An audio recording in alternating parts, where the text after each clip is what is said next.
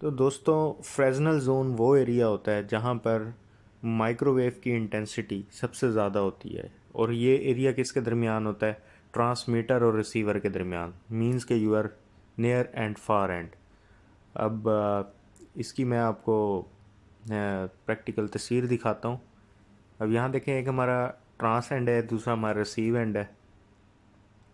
और इस पूरे एरिए में जहाँ पर 60% हमें क्लियर LOS चाहिए, तो वो हमारा फ्रेजनल जोन होता है। अगर वो हमें ना मिले तो कोई ऑब्स्ट्रक्शन आ जाए तो फेडिंग इफेक्ट आ जाता है, जिसकी वजह से हमारा सिग्नल बहुत ज़्यादा वीक हो जाता है। तो इस माइक्रोवेव की दो कंडीशंस हैं। एक तो ये एक दूसरे के आमने सामने होने चाहिए और इनमें फेज़ डिफरेंस 120 डिग्री का होना चाहिए और TX और RX की फ्रिक्वेंसी डिफरेंट होनी चाहिए। इसके अलावा इसको एक कैलकुलेट करने का एक फार्मूला होता है। R is equal to 17.32 multiply by under root distance in kilometre and frequency in gigahertz. Means के दोनों ट्रांसमीटर और रिसीवर के दरमियान आप डिस्टेंस कैलकुलेट करेंगे कितना है और उनकी फ्रीक्वेंसी को आपस में मल्टीप्लाई कर देंगे। और इसके अलावा वो फ्रीक्वेंसी गीगाहर्ट्ज़ में होगी। और LOS फार्मूला में एक और चीज़ है, क्लियरेंस एंगल। और वो क्लियरेंस एंगल अगर तो आपने शॉर्ट रूट के लिए है तो वो 1 रखना है। मींस कि अगर माइक्रोवेव का डिस्टेंस वो कम हो, और अगर लॉन्ग रूट के लिए हो तो फिर उसके लिए, हैवी रूट के लिए हो तो 4/3 उसका डिफरेंस रखना है।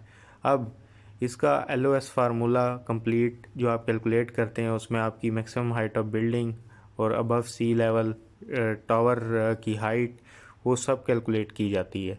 अब इसमें एक्स बल्ज को सबसे पहले कैलकुलेट किया जाता है, तो उसका दोनों टावर्स का आपस में बिल्डिंग अगर कोई दरमियान में आ रही है तो उस बिल्डिंग तक का डिस्टेंस डिवाइड करते हैं 12.74 से और मल्टीप्लाई करते हैं उसके क्लियरेंस एंगल से। इसके अलावा टावर की हाइट और पोल स्पेसिंग जहाँ पर आपने माइक्रोवेव को लगाना है उसकी इंस्टॉलेशन जिस जगह करनी है, अगर कोई माउंट स्पेस है वहाँ पर तो आपने उसको देखना है कि कितनी हाइट पर अवेलेबल है।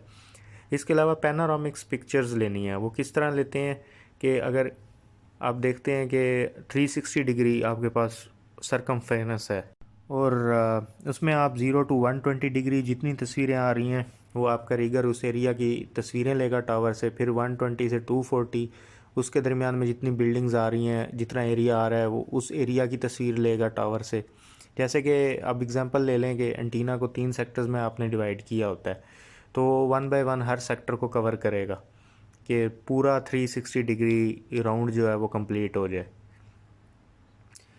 और इसके अलावा जब आप इसका नियर और फार एंड का बेरिंग एंगल चेक करेंगे कि आमने सामने कितने हाइट पे कितने एंगल पे हैं, तो सबसे पहले जब रीगर जाएगा एक नियर एंड पे, ट्रांसमीटर एंड पे, तो वहाँ से वो जूम करके फार एंड की तस्वीर लेगा। और जब दूसरी साइड पे जाएगा तो फार एंड के जो माइक्रोवेव है उस साइड पे ठहर के वो नियर एंड की तस्वीर लेगा। तो इस तरह से नियर और फार एंड की तस्वीरें ली जाती हैं।